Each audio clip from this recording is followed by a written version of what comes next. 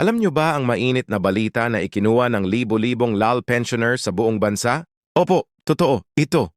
May paparating na dagdag sa inyong pensyon at hindi basta dagdag lamang kundi ang ikalawang trans ng isang pension increase na matagal nang hinihintay. At ang pinakamahalagang tanong ngayon, kailan ito eksaktong ibibigay ngayong June 2 at 25? Kaya kung kayo po ay pensioner o may mahal sa buhay na tumatanggap ng pensyon, siguraduhin niyong tapusin ang video na ito. Dahil sa mga susunod na minuto, ibubunyag natin ang lahat ng detalye. Mula sa petsang inaasahan ng payout, mga kwalipikadong makatatanggap at kung paano ito ipapasok sa inyong bank account or alam naming bawat sentimo ay mahalaga lalo na sa panahon ng taas presyo ng bilihin, gamot at kuryente. At hindi lang yan, pag-uusapan din natin ang mga plano ng ERA para sa ikatlong transe at kung paano ito konektado sa bagong panukalang batas sa Kongreso. Marami na po ang nagtatanong, totoo ba talaga to o baka pangako na naman?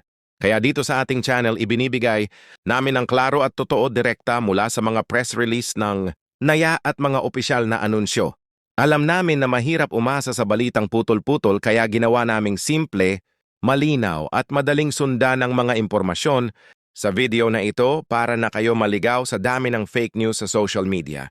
Kaya kung gusto nyong lagi kayong updated tungkol sa pension, ayuda at benepisyo para sa senior citizens ay like na ang video na ito.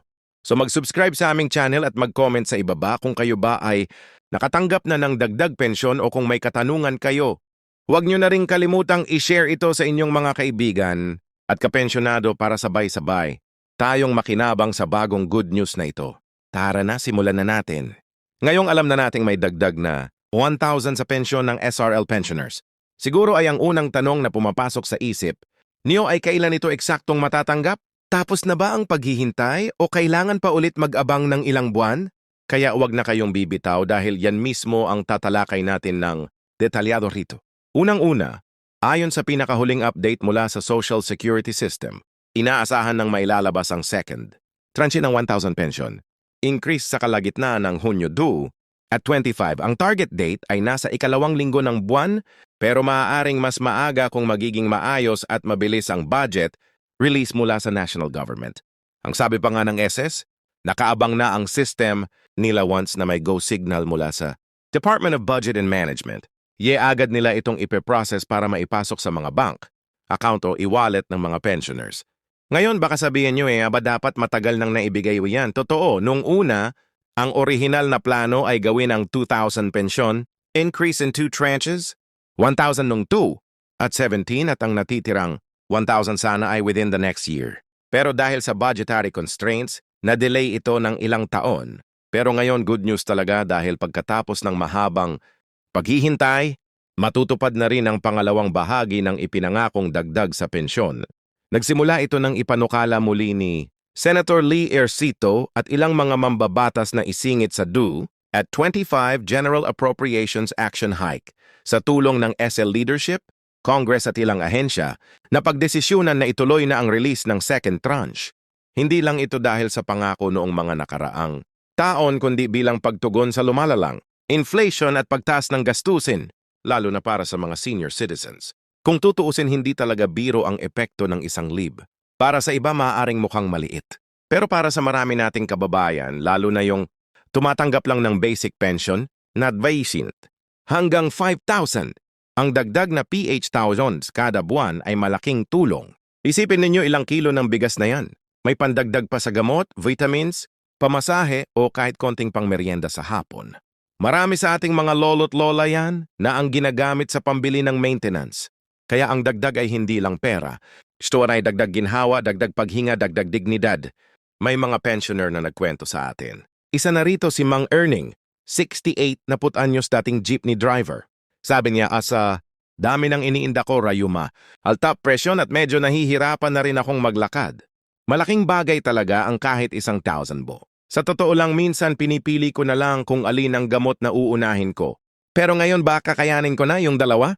Napakabigat pakinggan, di ba? Pero napakasimple rin ng pangarap nila. Konting dagdag sa tulong, konting ginhawa sa buhay. Pangalawa, ang good news pa ay hindi lang sa Metro Manila ito ipatutupad. Nationwide ang rollout ng PH increase. Kaya kahit kayo ay nasa Luzon, Visayas o Mindanao, basta kayo ay pensioner at active pa rin ang account ninyo, makakatanggap kayo ng dagdag. Wala ng application o form na kailangang punan. Wala ring pila sa mga opisina. Automatic itong ipapasok sa inyong bank account o debit card. Kaya ang paalala natin, siguraduhin lang na active ang inyong account at kung may nabago man sa inyong detalye, gaya ng bank or address, ipaalam agad sa RAL branch ninyo. May isang senior na nag-message sa Facebook page namin, si Lola Clarita, 72 years old. Nag-aalala. Siya kasi matagal na siyang hindi nakakatanggap ng pensyon. Pagka-check namin, lumalabas pala na nag-expire ang kanyang ES card. Kaya importante rin po na i-check nyo ang inyong account status. Kung matagal na nyong hindi ginagamit ang bank account nyo, maaring isara ito ng bangko. Kaya bago pa dumating ang June, mas maganda kung ma-update nyo na agad para walang abala pagdating ng payout. Ngayon baka naman itanong nyo paano kung hindi ko pa natatanggap ang first tranche noong 1,000 na increase. Ganito po yan. Ang unang tranche ay ibinibigay na simula pa 2 at 17. Kung hindi nyo ito natanggap, may posibilidad na may problema sa records ninyo. Maaaring may kulang na dokumento o kaya ay hindi updated ang inyong address. Ang pinakamagandang gawin ay pumunta sa pinakamalapit na RADO branch, magdala ng valid gear at ipacheck ang inyong pension status. May mga kaso na naayos agad sa loob ng ilang araw. Sayang naman kung may iwan kayo.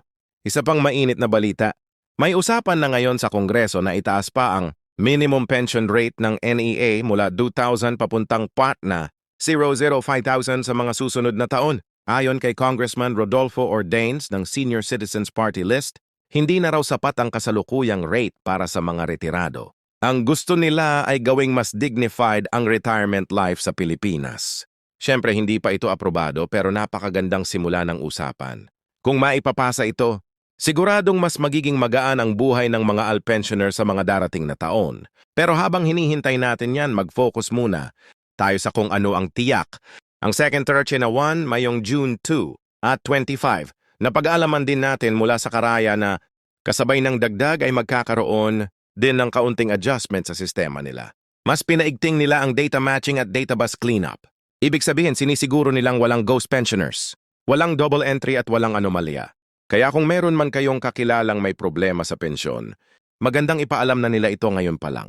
Alam niyo po, bawat taon parami ng parami ang leral, pensioner sa bansa.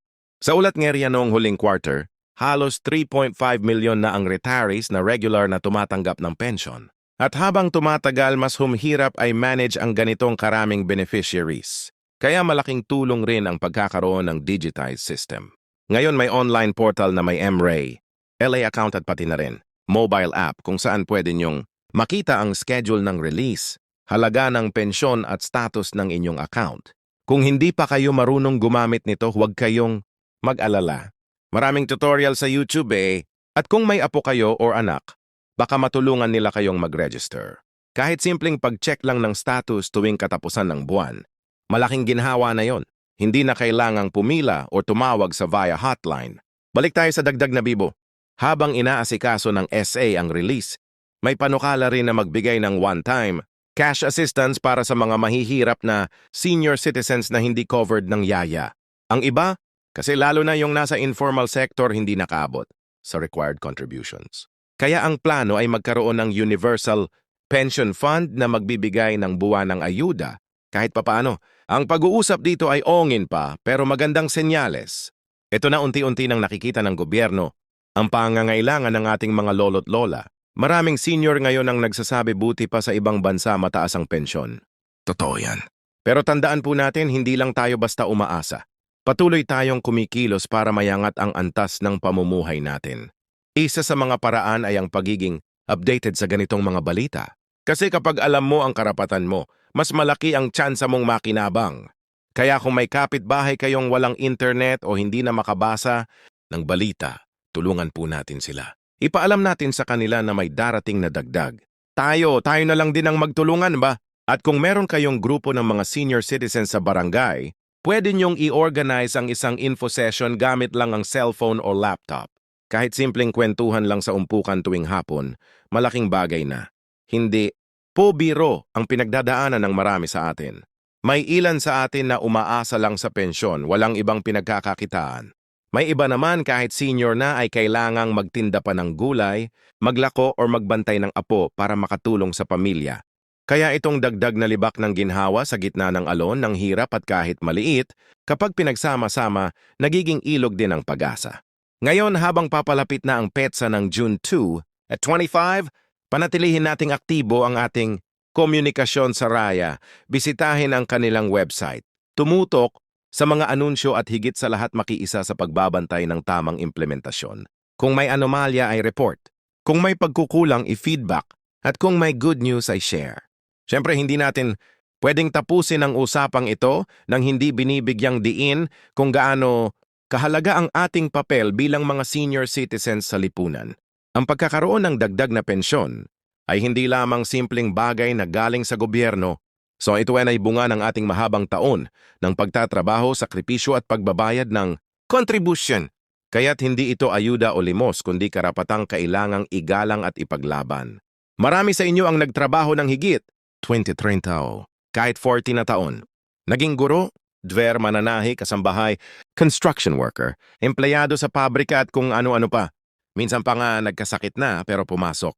Pa rin hindi dahil gusto, kundi dahil kailangan. Para sa pamilya, para sa kinabukasan, kaya ayong panahon na ng inyong pamamahingya, panahon na para kayo naman ang tumanggap ng suporta. At ang dagdag na yan ay simbolo ng pagkilala sa lahat ng hirap na tiniis ninyo noon. Ngunit habang may magandang balita, hindi rin natin isinasantabi ang mga kasalukuyang hamon. May ilan pa ring pensioners ang hindi nakakatanggap ng tamang halaga buwan-buwan. May mga reklamo ng delay sa pagpasok ng pensyon, maling halaga o kaya'y hindi makapasok sa online system. Kaya't nananawagan tayo sa rehas na paigtingin pa ang kanilang serbisyo. Kailangan nating maramdaman hindi lang ang dagdag sa pensyon, kundi pati na rin ang dignidad at respeto sa bawat pensioner. At para sa mga pamilya ng pensioners, mga anak, apo at kamag-anak, malaking bagay rin ang suporta nyo hindi lang sa pera kundi sa pangunawa. Kung may panahon kayo, tulungan nyo po ang inyong lolo o lola na mag-check ng pension status nila online. Ipaalala sa kanila ang schedule ng release. I-assist sila kung kailangan nilang magpunta sa kaya o bangko. Minsan kasi maliit na tulong lang mula sa inyo ay napakalaking kaginhawaan na para sa kanila. Nyadi,